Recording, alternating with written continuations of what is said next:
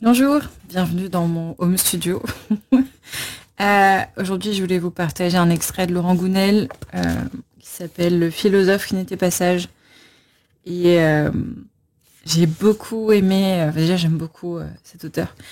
Et j'ai beaucoup aimé sa manière où on part d'un village au fond de l'Amazonie et qui va venir pervertir et on se rend compte qu'en fait tout ce qu'il met en place, c'est ce qui se passe dans notre société, c'est ce qui a construit notre société actuelle, donc c'est vraiment bien. Alors voilà, je suis pas objective. Donc là, c'est un extrait. À quoi ça sert? Ah, eh bien, Cracus se délectait de voir Gaudi un peu embarrassé par la question, sa dernière création entre les mains. Ça le ramenait un peu sur terre, car plus l'inventeur accouchait de ses trouvailles, plus il se prenait pour Dieu. Ça sert à rien? Le toubib se passa une main sur son crâne chauve.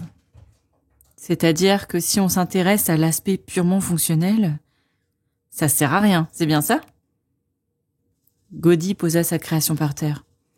Disons qu'elle n'a pas vocation à être vraiment utile, finit-il par reconnaître. Parfait, on fera en sorte qu'il ne puisse plus s'en passer. Quoi d'autre? Assis par terre et adossé à un arbuste, Alfonso réprima un sourire. À côté de lui, le regard tourné vers le sol, Marco gardait sa tête des mauvais jours. J'ai trouvé le procédé pour teindre les pagnes, dit Gaudi. Ah enfin, on va pouvoir aussi teindre les lianes pour en faire des colliers. J'ai prévu de lancer une mode.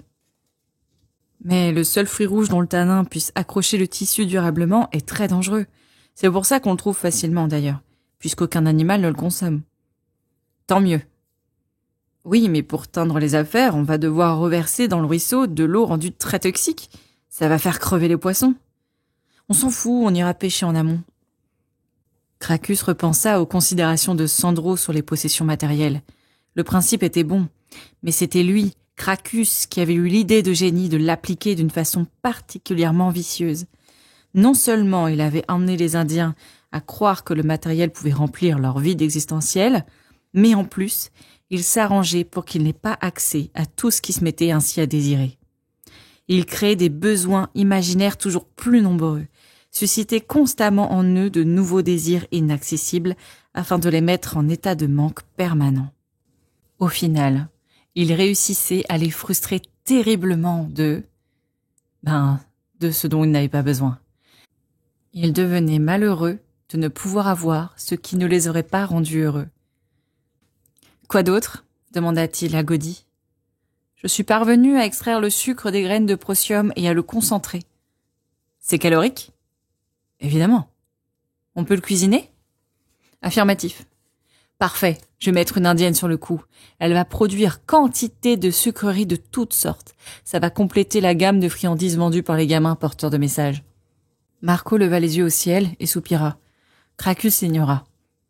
Ça va devenir très vicieux, reprit-il un sourire aux lèvres. D'un côté, on va susciter le désir de ces sucreries en les mettant incessamment sous les yeux des Indiens. Et de l'autre, on va continuer de leur faire croire qu'un beau corps est un corps mince. Bref, maintenant qu'on a réussi à imposer la minceur comme standard de beauté, on va tout faire pour les pousser à grossir. Alfonso gloussa. Cracus continua, fier de lui. Et on va pas s'arrêter là. Quand on constatera qu'elles sont devenues accros au sucre, on continuera de les tenter tout en les faisant culpabiliser. Mon idée est que les gamins les allèchent en présentant les sucreries et qu'en même temps ils leur disent de ne pas en abuser car c'est mauvais pour leur santé. Et là, croyez-moi, on va vraiment les rendre fous.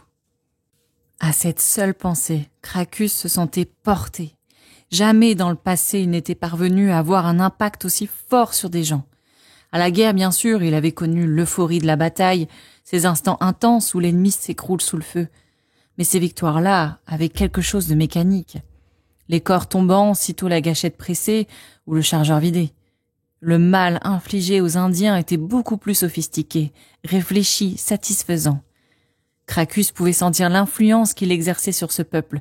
Il en mesurait les effets chaque jour.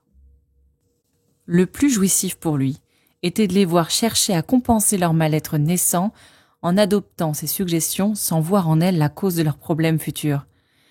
telle la drogue qui soulage un instant d'une souffrance en creusant le sillon d'une souffrance plus grande encore.